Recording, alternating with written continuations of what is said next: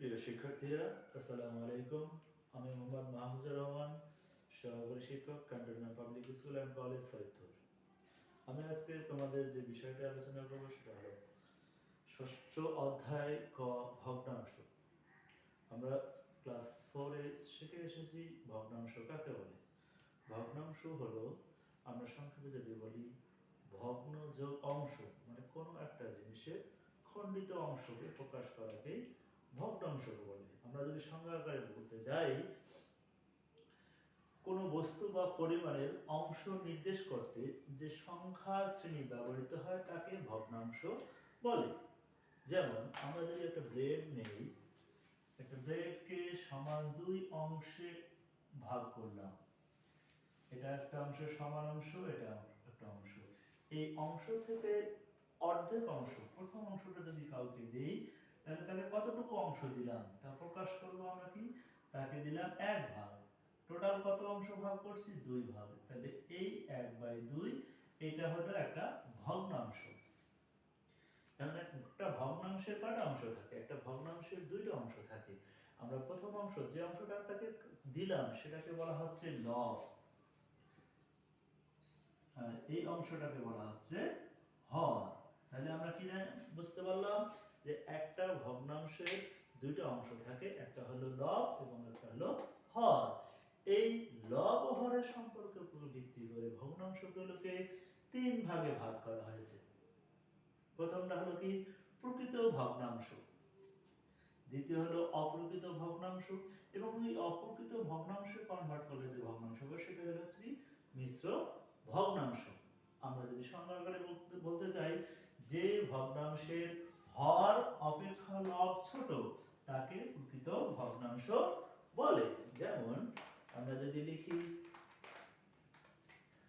লব ছোট, তাহলে 1/2, এখানে 1 হলো 2 এর চেয়ে ছোট, 2/3, 3/4। প্রত্যেক ক্ষেত্রে আমরা দেখতে পাচ্ছি যে লব কি হচ্ছে, হরের চেয়ে ছোট হচ্ছে। তাহলে আমরা এটাকে লিখতে পারি লব লেস দেন হর। এরপরে হলো কি, অপ্রকৃত ভগ্নাংশ। এই প্রকৃত ভগ্নাংশকে যদি আমরা উল্টা করে লিখি, তাহলে আমরা কি করতে পাই, অপ্রকৃত ভগ্নাংশ পেতে পারি। যেমন এটাকে আমি যদি উল্টা করে লিখি 2/1, 3/2, 4/3, এক্ষেত্রে কি হচ্ছে, লবটা হর অপেক্ষা বড় হচ্ছে, সেক্ষেত্রে আমরা লিখতে পারি লব গ্রেটার দেন হর। এরপরে হলো কি, মিশ্র ভগ্নাংশ। আমরা সংজ্ঞায় লিখেছি যে ভগ্নাংশে একটি পূর্ণ সংখ্যার সাথে একটি প্রকৃত ভগ্নাংশ যুক্ত থাকে তাকে মিশ্র ভগ্নাংশ বলে। তাহলে আমরা যদি লিখি একটা যে কোনো পূর্ণ সংখ্যা লিখি, মনে করো 1 লিখলাম, আমরা প্রকৃত ভগ্নাংশ লিখছি 1/2 বা 2 এর 1 অংশ। এর সঙ্গে যদি এটা যুক্ত করি তাহলে এটা একটা মিশ্র ভগ্নাংশ। এরপরে এখানে 3 এর 2, এর সঙ্গে যে কোনো একটা 2 যুক্ত করলাম, তাহলে 3 এর 2, এটা একটা মিশ্র ভগ্নাংশ। এরপরে এর সঙ্গে 4 লিখলাম, পূর্ণ সংখ্যা যুক্ত করলাম 4/3, তাহলে এটা প্রত্যেকটাই এক একটা মিশ্র ভগ্নাংশ। এখন আমরা শিখব, আমার আছে সমতুল্য ভগ্নাংশ কাকে বলে।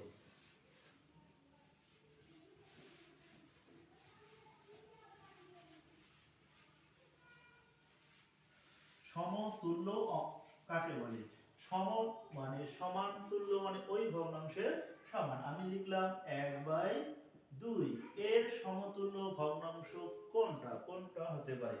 আমরা সংজ্ঞা আকারে যদি বলতে পারি, কোন ভগ্নাংশের লব এবং হরের সঙ্গে কোন একটি সংখ্যা গুণ বা ভাগ করলে যে ভগ্নাংশ পাওয়া যায় সেটাকে বলা হচ্ছে সমতুল্য ভগ্নাংশ। তাহলে আমরা এখানে 1/2 এর সঙ্গে যদি 2 গুণ করি তাহলে কত পাবো? 2/4। তাহলে আমরা বলতে পারি এই 2/4 হলো 1/2 এর বা 2 এর 1 এর সমতুল্য ভগ্নাংশ। আবার এখানে আমরা গুণ করে বাইর করলাম সমতুল্য ভগ্নাংশ। আমরা ভাগ করে করতে পারি, এখানে আমরা যদি সম একই গুণনীয়ক দিয়ে ভাগ করি লব এবং হরকে, তাহলে এটাকে আমরা যদি 4 কে 2 দিয়ে ভাগ করি, 6 কে 2 দিয়ে ভাগ করি, কত পাবো? 2/3। তাহলে 6/4 এর সমতুল্য ভগ্নাংশ হলো 2/3। আমাদের পরীক্ষায় আসতে পারে 1/2 বা 2/1 এর কয়েকটি সমতুল্য ভগ্নাংশ লেখো। যদি এখান থেকে এই অংশটা আসে সমতুল্য ভগ্নাংশ কয়েকটি ভগ্নাংশ লেখো। আমরা ক্রমানুসারে কয়েকটি, যদি ক্রমানুসারে সংখ্যা দিয়ে পূর্ণ সংখ্যা দিয়ে গুণ করি, তাহলে এখানে প্রথমে 2 দিয়ে করলাম, 2/4, এরপরে এর সঙ্গে 3 দিয়ে গুণ করলাম, 3/6। তাহলে 1/2 এর সমতুল্য ভগ্নাংশ হচ্ছে 4 এর 2, 6 এর 3। এই প্রত্যেকটাই হলো সমতুল্য ভগ্নাংশ। এরপর আমরা শিখব সমহর বিশিষ্ট ভগ্নাংশ কাকে বলে। সমহর ও সমলব, আমরা এই দুটো আমাদের জানার দরকার আছে। আমরা যখন কোনো ভগ্নাংশের তুলনা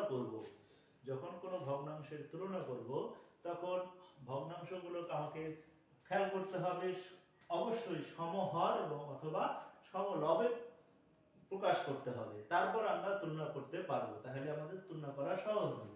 তাহলে আমরা প্রথমে লিখছি সমহর। সম মানে কি? সমান হর। সমলব মানে কি? সমান লব। এক বা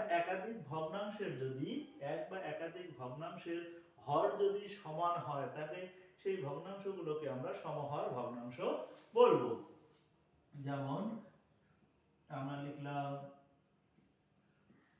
1/4, 3/4। এটা এখানে আমরা দেখতে পাচ্ছি উভয় ক্ষেত্রে হর হলো 4। তাহলে এই দুটো ভগ্নাংশকে আমরা বলতে পারি সমহর বিশিষ্ট ভগ্নাংশ। সেম আমরা উল্টা করে বলতে পারি, এখন লব যদি বলতি, তাহলে সমহর এক বা একাধিক ভগ্নাংশের লব যদি সমান হয়, তাহলে সেগুলোকে আমরা বলবো সমলব বিশিষ্ট ভগ্নাংশ। 2, 4, 3, 4, 4 প্রত্যেকটাই হলো সমলব বিশিষ্ট ভগ্নাংশ। এরপরে আমরা শিখব কোন ভগ্নাংশের তুলনা। ভগ্নাংশের তুলনা বলতে কোন ভগ্নাংশটি বড় এবং কোন ভগ্নাংশটি ছোট। এখন এক বা একাধিক আমি ভগ্নাংশ লিখে ফেললাম, 1/5, 2/5, 4/5। আমাদের প্রথম শর্ত হলো ভগ্নাংশের তুলনা করতে হলে আমি বলছি আগেই যে সমহর অথবা সমলব দেখতে হবে। তাহলে আমরা এখানে দেখতেছি উভয় ক্ষেত্রে, মানে প্রত্যেকটি ক্ষেত্রে ভগ্নাংশগুলোর ক্ষেত্রে হর হলো সমান। তাহলে আমরা সূত্র লিখব, যদি যদি যদি ভগ্নাংশের হর সমান হয়, তবে যে ভগ্নাংশের লব ছোট, সেই ভগ্নাংশটি ছোট। তাহলে এখানে আমরা দেখতেছি, এখানে 1 ছোট, 2 এর চেয়ে 1 ছোট, 3 এর চেয়ে 2 ছোট। তাহলে আমরা লিখতে পারি 1 > 2 > 3 > 4। অতএব 1/5 < 2/5, 3/5, 4/5। এগুলো ছোট থেকে বড় সাজাইলাম। এখন এটাকে যদি বলে বড় থেকে ছোট সাজাও, বড় থেকে ছোট সাজাও, তাহলে আমরা এখানে লিখতে পারি যে যদি ভগ্নাংশের হর সমান হয়, তবে যে ভগ্নাংশের লব বড়,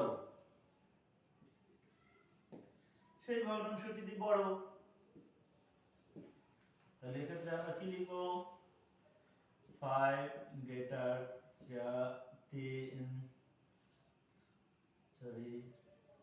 4 গ্রেটার 3 গ্রেটার 2 গ্রেটার 1, অতএব 4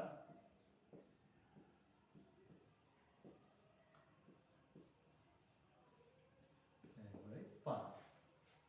এখন আমরা এখানে বললাম হর সমান, এখন যদি লব সমান হয়, যদি লব সমান হয় তাহলে আমরা কিভাবে লিখব? ওটাকে আমি ওটাই লিখলাম,